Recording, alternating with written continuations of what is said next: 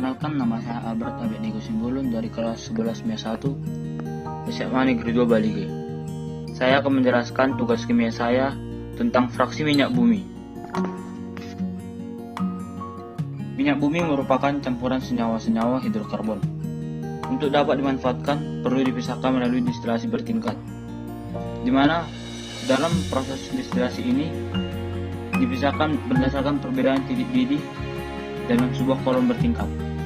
Komponen utama minyak bumi dan gas alam adalah alkana. Gas alam mengandung 80% metana, 7% etana, 6% propana, 4% butana dan isobutana. Sisanya adalah pentana. Proses pembentukan minyak bumi. Minyak bumi terbentuk dari pelapukan sisa-sisa organisme seperti tumbuhan, hewan dan dasar langit,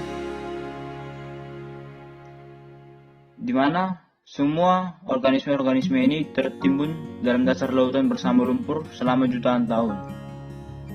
Lumpur tersebut kemudian diubah menjadi batuan sedimen, dan sisa-sisa organisme mengalami peroraian menjadi minyak dan gas di bawah tekanan dan suhu tinggi. Karena berasal dari sisa-sisa organisme, minyak bumi dan gas alam sering juga disebut sebagai bahan bakar fosil. Bahan bakar fosil tergolong sumber daya alam yang tak terbarukan. Bagaimana proses pembentukannya yang sangat lama. Komposisi minyak bumi. Minyak bumi adalah campuran kompleks yang sebagian besarnya atau sekitar 90 hingga 95% terdiri dari senyawa hidrokarbon. Hidrokarbon yang terkandung dalam minyak bumi terutama adalah alkana. Sedangkan sisanya adalah sikloalkana, alkena, alkuna dan senyawa aromatik.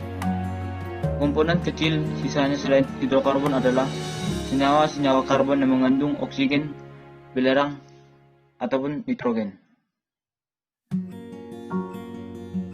Proses pengolahan minyak bumi.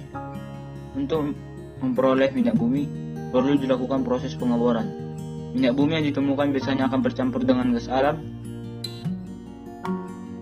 dan minyak bumi yang telah dipisahkan dari gas alam berbentuk cairan kental hitam dan berbau, yang disebut sebagai minyak mentah atau crude oil. Minyak mentah ini masih belum bisa dimanfaatkan secara langsung. Oleh karena itu, perlu dilakukan pemurnian atau refining dengan distilasi bertingkat.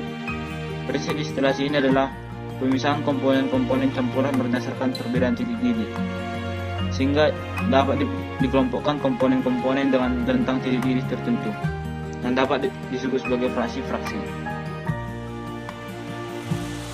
Ini adalah skema penyulingan minyak bumi melalui distilasi bertingkat, di mana minyak yang memiliki titik didih paling rendah akan naik ke atas. Hal ini disebabkan karena semua cairan yang mendidih itu akan bergerak naik, sedangkan yang belum mendidih akan tetap di tempat. Jadi yang bergerak naik ini adalah cairan yang dapat dikelompokkan berdasarkan titik didih yang memiliki rentang, misalnya 20 derajat Celcius hingga 40 derajat Celcius.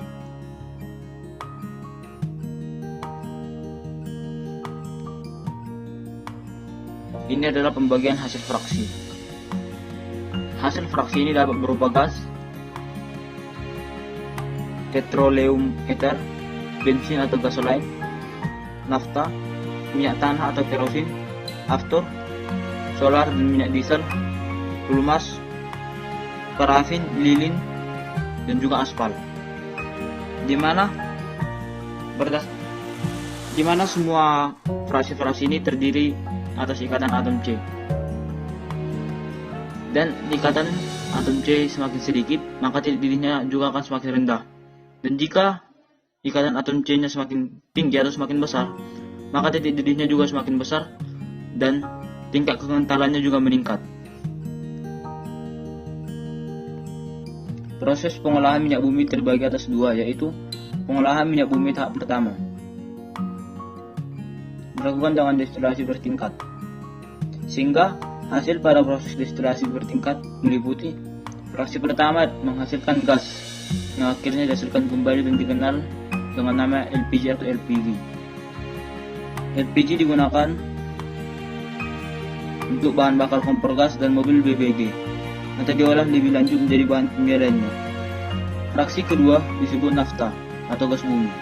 Nafta tidak dapat langsung digunakan tetapi diolah lebih lanjut pada tahap kedua menjadi bensin atau premium, atau bahan petrokimia lain. Nafta sering juga disebut sebagai bensin berat. Fraksi ketiga atau fraksi tengah yang sering dibuat menjadi kerosin atau minyak tanah dan aftur sebagai bahan bakar pesawat terbang. Fraksi keempat sering disebut sebagai solar atau biosolar yang digunakan sebagai bahan bakar mesin diesel. Fraksi kelima atau sering juga disebut sebagai residu berisi hidrokarbon rantai panjang dan dapat diolah lebih lanjut. Pada tahap kedua menjadi berbagai senyawa karbon lainnya dan sisanya sebagai aspal, lilin, dan lain-lain. Pengolahan minyak bumi tahap kedua dilakukan berbagai proses lanjutan dari hasil penyulingan pada tahap pertama. Proses tersebut meliputi pengeringan atau cracking. Pada perentahan dilakukan perubahan struktur kimia senyawa-senyawa hidrokarbon yang meliputi pemecahan rantai, alkilasi atau pembentukan alkil, polimerisasi atau penggabungan rantai karbon, reformasi atau perubahan struktur, isomerisasi atau perubahan isomer. Proses ekstraksi, pembersihan produk dengan menggunakan pelarut sehingga didapatkan hasil lebih banyak dengan mutu yang lebih baik.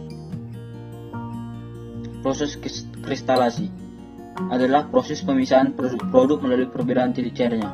Misalnya dari pemurnian solar melalui proses pendinginan, penekanan dan penyaringan akan memperoleh produk sampingan lilin. Dan yang terakhir adalah pembersihan dari kontaminasi atau treating. Pada proses pengolahan tahap pertama dan tahap kedua sering terjadi kontaminasi atau pengotoran. Kotoran-kotoran ini harus dibersihkan dengan cara menambahkan soda kaustik atau NaOH dan tanah atau hidrogenasi. Hasil proses tahap kedua ini dapat dikelompokkan berdasarkan titik-titik dan jumlah atom karbon pembentuk rantai karbonnya. Sekian presentasi saya tentang tugas kimia yang berjudul fraksi-fraksi minyak bumi. Sekian dan terima kasih.